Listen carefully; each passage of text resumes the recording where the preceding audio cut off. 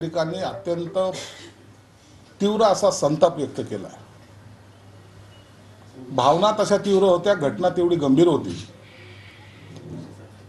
आणि या घटनेची तीव्रता ही फक्त बदलापूर पर्यंत नव्हती, तर ती अख्ख्या महाराष्ट्राला जाणवत होती, देशाला जाणवत होती। प्रत्येक माणसाने त्याचा निषेध केलेला आहे।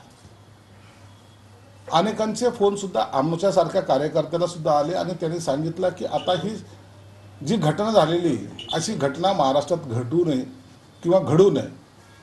साहजिक भावना होत्या, त्यांचा त्यामागचा उद्देशही प्रामाणिकपणे होता आणि म्हणून सरकारने जी काही कारवाई केली ती उचित कारवाई त्यांच्या पद्धतीने केलीच आहे। मग ते पोलिसांचं निलंबन असो, आरोपीवरचा फास्ट ट्रॅक खटला असो किंवा इतर सर्व बाबतीत, या घटनेचा खऱ्या अर्थाने सर्वांनी बोध जरूर घेतलेला आहे, तो कोणत्याही पक्षाचा असो।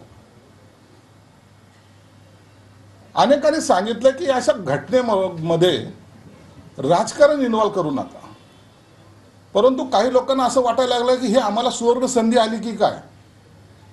त्यांच्यासाठी सांगतोय की प्रत्येक गोष्टीमध्ये राजकारण आणून मग ती ठरलेली वाक्य, मग गृहमंत्र्यांनी राजीनामा द्यावा, मग ह्यांनी असं करावं, त्यांनी तसं करावं। अरे घटनेचं गांभीर्य लक्षात घ्या, घटनेवर काय केलं पाहिजे। जरी तुम्ही विरोधात असला तर अशा वेळेला एक होऊन एक दिशा द्यायचं काम करा। सरकारमध्ये कोण आहे काय आहे यापेक्षा आपण सर्वांनी मिळून या घटनेचा काय धडा घेतला पाहिजे हे पाहिलं पाहिजे, परंतु तसं दुर्दैवाने कालही दिसलं नाही। आज त्याचे पडसाद सुद्धा आज वेगळ्या पद्धतीने उमटायला लागलेले।